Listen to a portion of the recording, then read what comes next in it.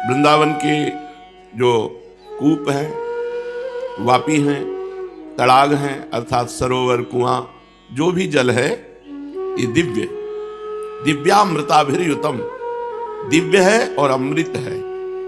वृंदावन का जल पीने से प्रिया प्रीतम की स्मृति पूर्ण होती है। वृंदावन का जल पीने से अमृतत्व जागृत होता है। वृंदावन का जल परम पवित्र चरणामृत है जो प्रिया प्रीतम में आसक्ति प्रदान करता है। तो यहाँ के कुंड, सरोवर, कुआं और नीचे से आया हुआ जल ये परम अमृत दिव्य पावन करने वाला है।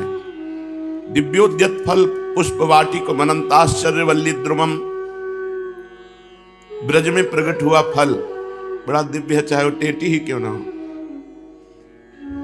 यहाँ का करील चाहे वृक्ष दिखाई देता हो, लेकिन उसकी समानता कोटि कल्पतरु नहीं कर सकते। ये दिव्य फल, दिव्य पुष्प, दिव्य वाटिकाओं से मंडित है। और दिव्यानंत पतन मृगम वन भुवाम शोभाभिरत्यद्भुतम, बड़े दिव्य चमत्कारी यहाँ के वृक्ष हैं, लताएं हैं और असंख्य यहाँ के जीव जंतु हैं। ये सब दिव्य है। जो वन भूमि विचित्र महिमा से, विचित्र शोभा से समुद्भासित है, अग्नि दिव्य मनोहर निकुंज कुंज शोभायमान है, ऐसे मैं श्री वृंदावन का ध्यान करता हूं, ऐसे मैं श्री वृंदावन को नमन करता हूं।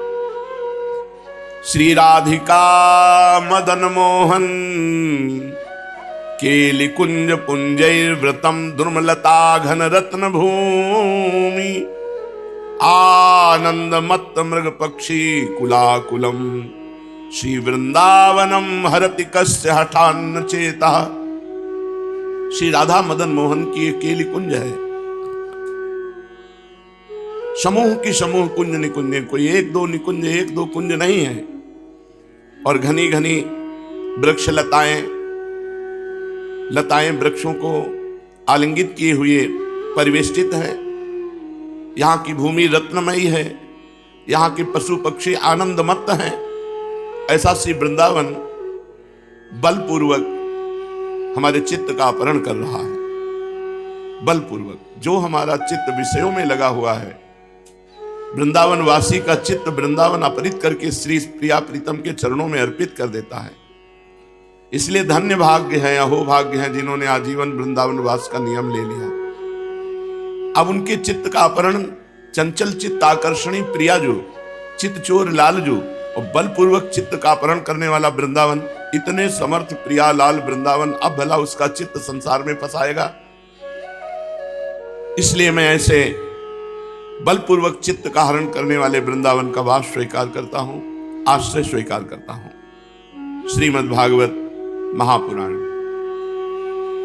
श्री सूत जी महाराज वेदों के विभाग का और परम पवित्र 18 पुराण की चर्चा करते हैं। ब्रह्म पुराण, पद्म पुराण, विष्णु पुराण, शिव पुराण, लिंग पुराण, गरुड़ पुराण, नारद पुराण, भागवत पुराण, अग्नि पुराण, स्कंद पुराण, भविष्य पुराण, ब्रह्मवैवर्त पुराण, मार्कंडेय पुराण, वामन पुराण, वराह पुराण, मत्स्य पुराण, कूर्म पुराण और ब्रह्मांड पुराण, ये 18 पुराण हैं।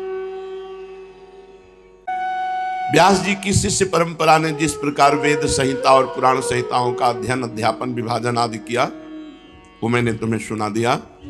जो ये पुराणों का नाम और ये वेद की विभाजन पद्धति को सुनता है, उसके सारे पाप नष्ट हो जाते हैं और वो ब्रह्म तेज की अभिवृद्धि को प्राप्त होता है। शौनक जी ने कहा, साधु शिरोमणि सूत जी, आप आयुष्मान हो, आपकी आयु बढ़े, क्योंकि आप आयुष्मान होंगे तो हमें भगवान की चर्चा सुनाते रहेंगे। इसलिए 88,000 ऋषियों के मुखिया शौनक जी ने सूत जी को कहा, आयुष्मान भव, आपकी आयु बढ़े, आप चिरंजीवी हो। सचमुच आप वक्ताओं के सिरमौर हैं।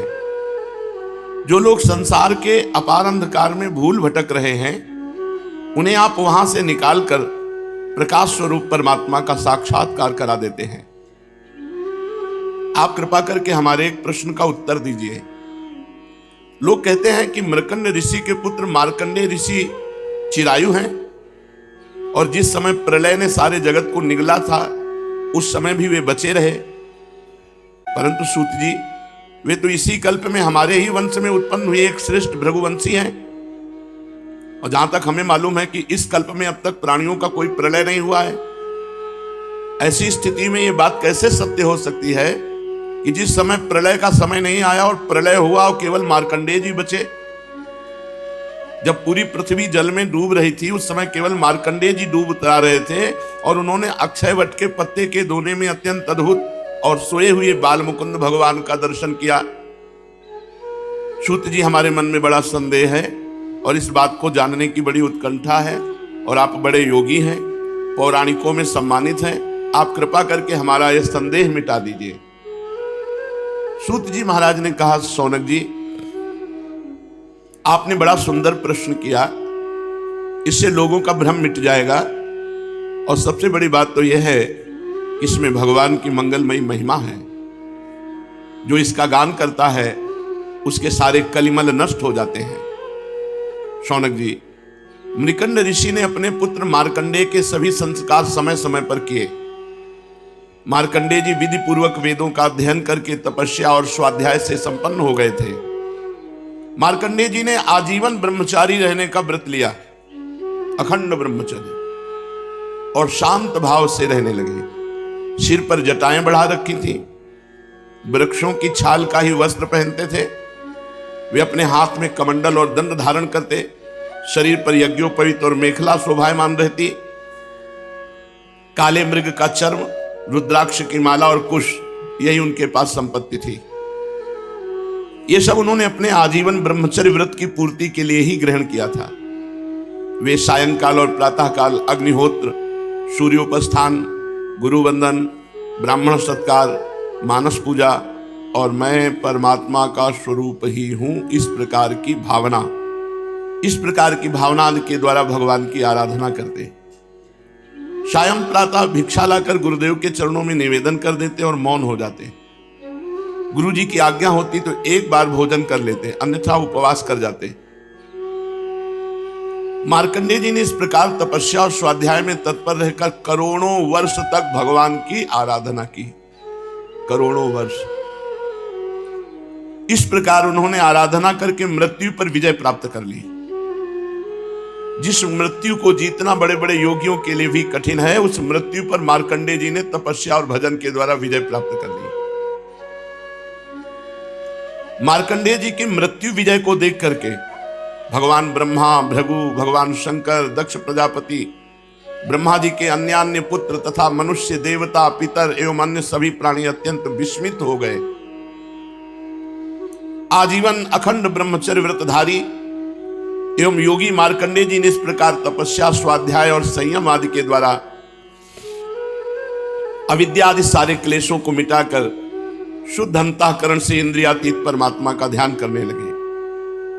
योगी मार्कंडेय जी महायोग के द्वारा अपना चित्त भगवान के स्वरूप में जोड़ते रहे।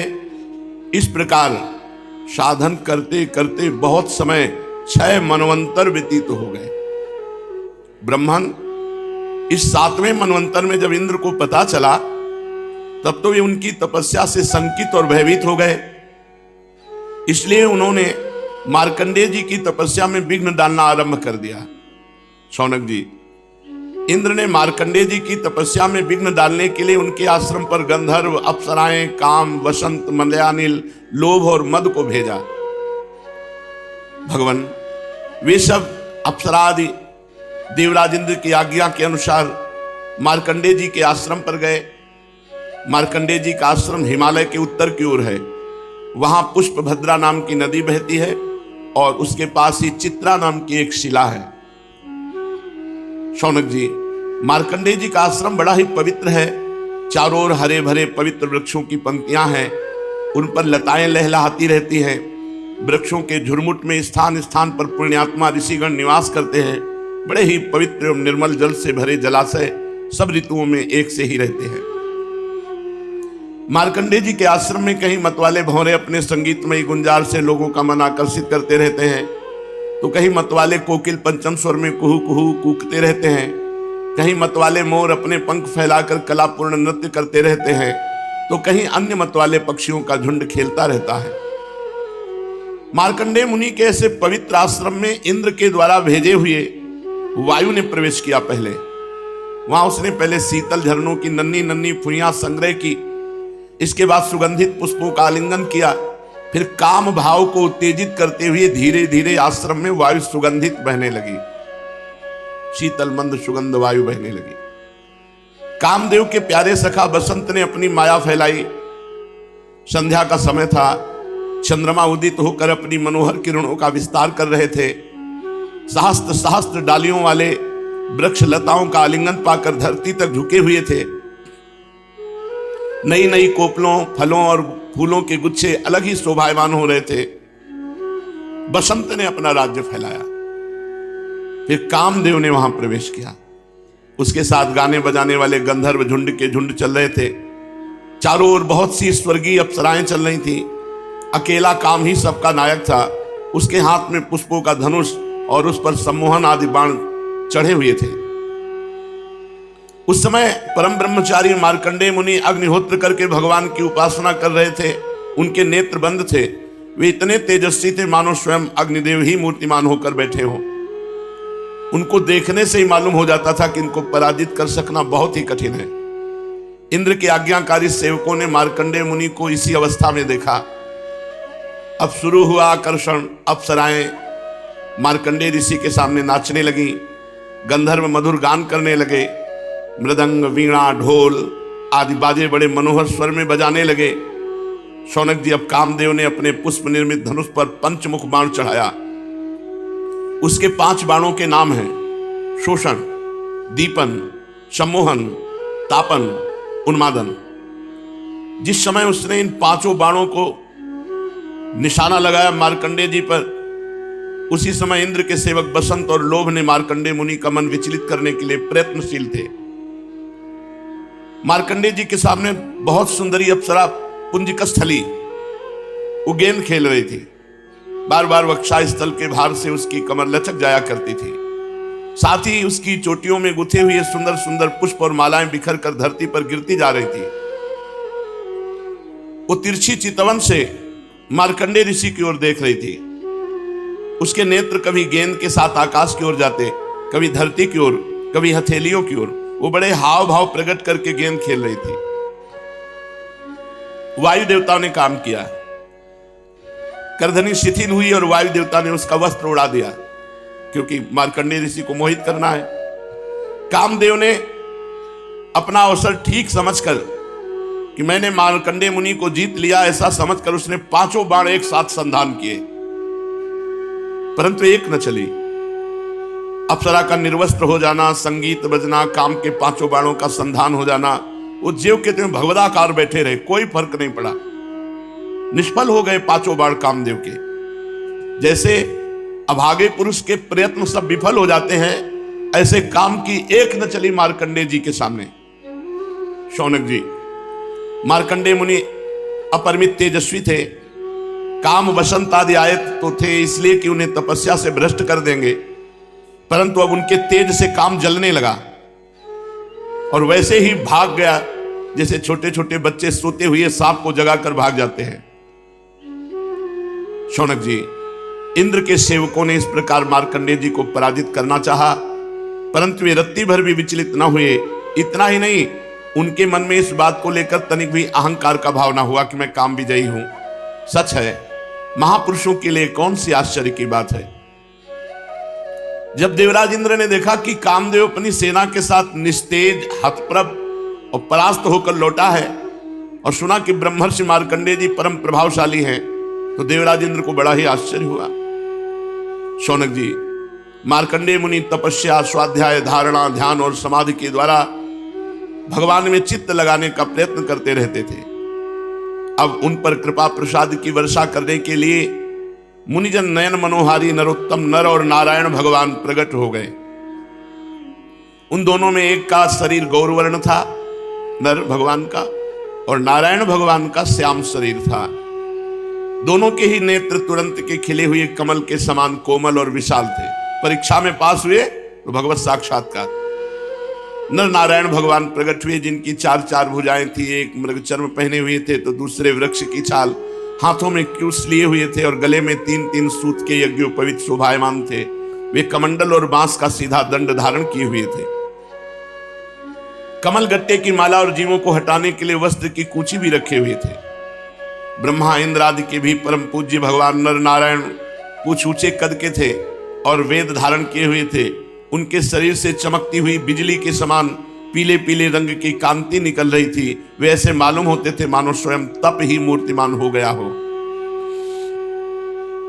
जब मार्कंडेय मुनि ने देखा कि भगवान के साक्षात स्वरूप नर नारायण ऋषि पधारे हैं, तो वे बड़े आदर भाव से उठकर खड़े हो गए और धरती पर दंडवत लौटकर साष्टांग प्रणाम किया। भगवान के दिव्य दर्शन से उन्हें इतना आनंद हुआ कि उनका रोम रोम, उनकी सारी इंद्रियां एवं अंतःकरण शांति के समुद्र में गोता खाने लगे। मार्कंडेय ऋषि का शरीर पुलकित हो गया, नेत्रों में आंसू उमड़ आए, जिनके कारण वे उन्हें भर आंख देख भी न सके। तदनंतर मार्कंडेय जी हाथ जोड़कर उठ खड़े हुए। उनका अंग अंग भगवान के सामने झुका जा रहा था। उनके हृदय में उत्सुकता तो इतनी थी मानो वे भगवान का आलिंगन कर लेंगे। उनसे और कुछ तो बोला न गया, गदगद वाणी से केवल इतना ही कहा, नमस्कार नमस्कार, नमो नमः नमो नमः। इसके बाद आसन पर भगवान नर नारायण को बैठाया, फिर बड़े प्रेम से उनके चरण पखारे, फिर अर्घ चंदन धूप और माला आदि से भगवान नर नारायण की पूजा करने लगे। भगवान नर नारायण सुखपूर्वक आसन पर विराजमान थे और मार्कंडेय जी पर कृपा प्रसाद की वर्षा कर रहे थे। पूजा के अनंतर मार्कंडेय मुनि ने उन सर्वश्रेष्ठ मुनिवेशधारी नर नारायण के चरणों में प्रणाम किया और यही स्तुति की। मार्कंडेय मुनि ने कहा, भगवान मैं अल्पज्ञ जीव भला आपकी अनंत महिमा का कैसे वर्णन करूं। आपकी प्रेरणा से ही संपूर्ण प्राणियों, ब्रह्मा शंकर तथा मेरे शरीर में भी प्राण शक्ति का संचार होता है। फिर उसी के कारण वाणी, मन तथा इंद्रियों में भी बोलने, सोचने, विचारने और करने जानने की शक्ति आती है। इस प्रकार सबके प्रेरक और परम स्वतंत्र होने पर भी आप अपना भजन करने वाले भक्तों के प्रेम बंधन में बंधे हुए हैं। प्रभु, आपने केवल विश्व की रक्षा के लिए ही जैसे मत्स्य कूर्म आदि अनेकों अवतार ग्रहण किए हैं, वैसे ही आपने ये दोनों नर नारायण रूप त्रिलोकी के कल्याण, उसकी दुख निवृत्ति और विश्व के प्राणियों को मृत्यु पर विजय प्राप्त कराने के लिए ग्रहण किया है। आप रक्षा तो करते ही हैं, मकड़ी के समान अपने से ही इस विश्व को प्रकट करते हैं और फिर स्वयं अपने में ही लीन भी कर लेते हैं। आप चराचर का पालन और नियमन करने वाले हैं। मैं आपके चरण कमलों में प्रणाम करता हूं। हे प्रभु, जो आपके चरण कमलों की शरण ग्रहण कर लेते हैं, उन्हें कर्म, गुण और काल जनित क्लेश स्पर्श भी नहीं कर सकते। वेद के मर्मज्ञ ऋषि मुनि आपकी प्राप्ति के लिए निरंतर आपका स्तवन, वंदन, पूजन और ध्यान किया करते हैं। प्रभु, जीव के चारों ओर भय ही भय का बोलबाला है। औरों की तो बात ही क्या, आपके काल रूप से स्वयं ब्रह्मा भी अत्यंत भयभीत रहते हैं, क्योंकि उनकी आयु भी सीमित केवल 2 परार्ध की है। फिर उनके बनाए हुए भौतिक शरीर वाले प्राणियों के संबंध में तो कहना ही क्या है। ऐसी अवस्था में आपके चरण कमलों की शरण ग्रहण करने के अतिरिक्त और कोई भी परम कल्याण तथा सुख शांति का उपाय हमारी समझ में नहीं आता, क्योंकि आप स्वयं ही मोक्ष स्वरूप हैं। भगवान, आप समस्त जीवों के परम गुरु, सबसे श्रेष्ठ और सत्य ज्ञान स्वरूप हैं। इसलिए आत्मस्वरूप को ढक देने वाले देह, गेह आदि निष्फल, असत्य, नाशवान और प्रतीति मात्र पदार्थों को त्याग कर मैं आपके चरण कमलों की ही शरण ग्रहण करता हूं। कोई भी प्राणी यदि आपकी शरण ग्रहण कर लेता है तो वह उससे अपने सारे अभीष्ट पदार्थ प्राप्त कर लेता है। जीवों के परम सुहृद प्रभो, यद्यपि सत्व, रज और तम ये तीनों गुण आपकी ही मूर्ति हैं, इन्हीं के द्वारा आप जगत की उत्पत्ति, स्थिति, लय आदि अनेकों मायामयी लीलाएं करते हैं। फिर भी आपकी सत्व गुणमयी मूर्ति ही जीवों को शांति प्रदान करती है। रजोगुणी और तमोगुणी मूर्तियों से जीवों को शांति नहीं मिल सकती, उनसे तो दुख, मोह और भय की वृद्धि ही होती है। भगवान, इसलिए बुद्धिमान पुरुष आपकी और आपके भक्तों की परम प्रिय शुद्ध मूर्ति नर नारायण की ही उपासना करते हैं। पांचरात्र सिद्धांत के अनुयायी विशुद्ध सत्य को ही आपका श्री विग्रह मानते हैं।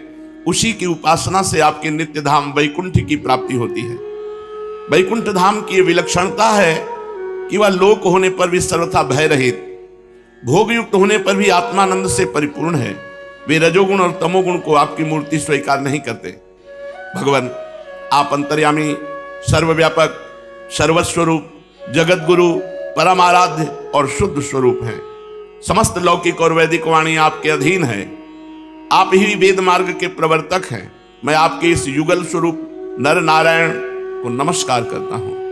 आप यद्यपि प्रत्येक जीव की इंद्रियां तथा उनके विषयों में, प्राणों में, हृदय में भी विद्यमान है, तो भी आपकी माया से जीव की बुद्धि इतनी मोहित हो जाती है, ढक जाती है कि वह निष्फल और झूठी इंद्रियों के जाल में फंसकर आपकी मधुर झांकी से वंचित हो जाता है। किंतु सारे जगत के गुरु तो आप ही हैं। इसलिए पहले अज्ञानी होने पर भी जब आपकी कृपा से उसे आपके ज्ञान भंडार वेदों की प्राप्ति होती है, तब वो आपके साक्षात दर्शन कर लेता है। प्रभु, वेद में आपका साक्षात कराने वाला वह ज्ञान पूर्ण रूप से विद्यमान है जो आपके स्वरूप का रहस्य प्रकट करता है। ब्रह्मा आदि बड़े बड़े प्रतिभाशाली मनीषी उसे प्राप्त करने का प्रयत्न करते रहने पर भी मोह में पड़ जाते हैं। आप भी ऐसे लीला बिहारी हैं कि विभिन्न मत वाले आपके संबंध में जैसा सोचते विचारते हैं, वैसा ही सील, स्वभाव और रूप ग्रहण करके आप उनके सामने प्रकट हो जाते हैं। वास्तव में आप देह आदि समस्त उपाधियों में छिपे हुए विशुद्ध विज्ञान घन ही हैं। हे पुरुषोत्तम, मैं आपकी वंदना करता हूं। सूत जी कहते हैं, जब ज्ञान संपन्न मार्कंडेय मुनि ने इस प्रकार स्तुति की, तब भगवान नर नारायण ने प्रसन्न होकर मार्कंडेय जी से कहा। भगवान नारायण ने कहा, सम्मान्य ब्रह्मर्षि शिरोमणि, तुम चित्त की एकाग्रता, तपस्या, स्वाध्याय, संयम और मेरी अनन्य भक्ति से सिद्ध हो गए हो। तुम्हारे इस आजीवन ब्रह्मचर्य व्रत की निष्ठा देखकर हम तुम पर बहुत ही प्रसन्न हुए हैं। तुम्हारा कल्याण हो। मैं समस्त वर देने वालों का स्वामी हूं, इसलिए तुम अपना अभीष्ट वर मुझसे मांग लो। मार्कंडेय मुनि ने कहा, देव देवेश, शरणागत भयहारी अच्युत, आपकी जय हो, जय हो।